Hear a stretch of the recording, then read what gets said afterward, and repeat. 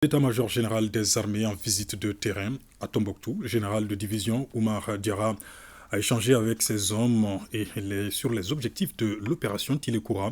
Il a aussi évoqué le vote des militaires le 11 juin et la sécurisation des populations le 18 juin prochain. Idrissa Goulou Sissoko avec le concours de la DIRPA.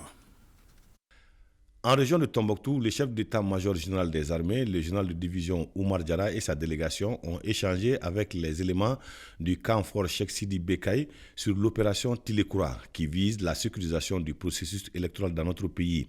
Occasion aussi de constater le dispositif sécuritaire élaboré par les autorités militaires de la région.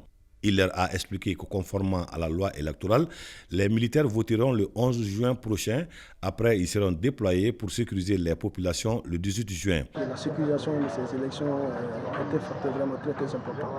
Donc, depuis que nous avons eu pratiquement depuis 2020, on avait déjà établi ce concept. Aujourd'hui, on est là pour évaluer le dispositif qui a été mis en place dans le cadre de cette opération.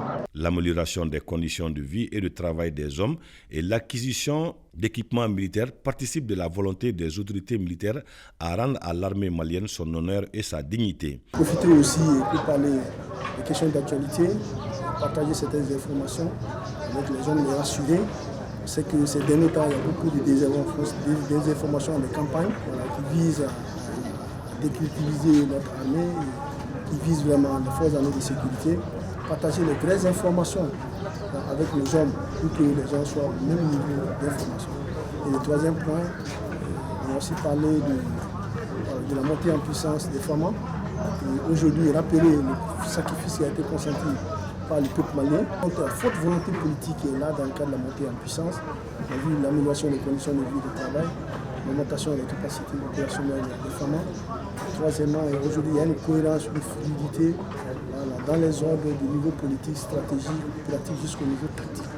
Aujourd'hui, on doit continuer à s'entraîner, on doit continuer à se former, on doit continuer à s'éduquer pour être à hauteur de mission. La directrice adjointe de la DIRPA, colonel Mariam Sagara, a expliqué aux hommes les méfaits de l'utilisation des téléphones pendant les opérations. Le chef d'état-major général des armées a rendu une visite de courtoisie à l'imam de la mosquée de Djinguiraïber et au gouverneur de la région.